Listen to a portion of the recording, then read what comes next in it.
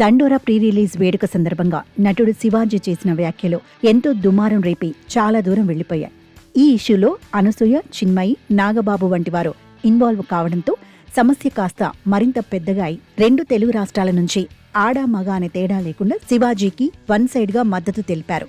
అంతేకాక ఇష్యూ అంతా పక్కదోవ పట్టి అనసూయ వర్సెస్ శివాజీ అనే పరిస్థితి అన్నట్లుగా చలామణిలోకి వచ్చింది.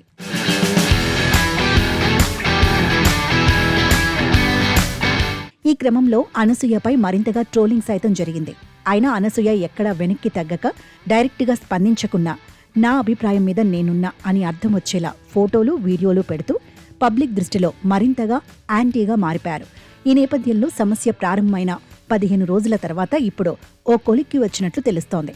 తాజాగా ఓ అభిమాని శివాజీ మాట్లాడిన దాంట్లో తప్పేముంది, 2 మాటలు తప్ప, ఈ ఇష్యూలో మీ అభిప్రాయం ఏంటి అని అడిగిన ప్రశ్నకు అనసూయ జవాబు ఇచ్చింది. ఈ సందర్భంగా ఆమె మాట్లాడుతూ శివాజీ గారు ఎంతో కష్టపడి ఎదిగి ఇప్పుడు 10 మందికి చెప్పే స్థాయికి వచ్చారు. ఆయన ఈవెంట్లో చెప్పిన మాటల ఉద్దేశం మంచిదే, కానీ ఆయన అమ్మాయిలకే కాక అబ్బాయిలకు కూడా వారి బాధ్యతలు గుర్తు చేసేలా మాట్లాడి ఉంటే బాగుండేదని తెలిపింది. ఇందుకు సంబంధించి అనసూయ మాట్లాడిన వీడియో ఇప్పుడు సామాజిక మాధ్యమాల్లో బాగా వైరల్ అవుతుంది.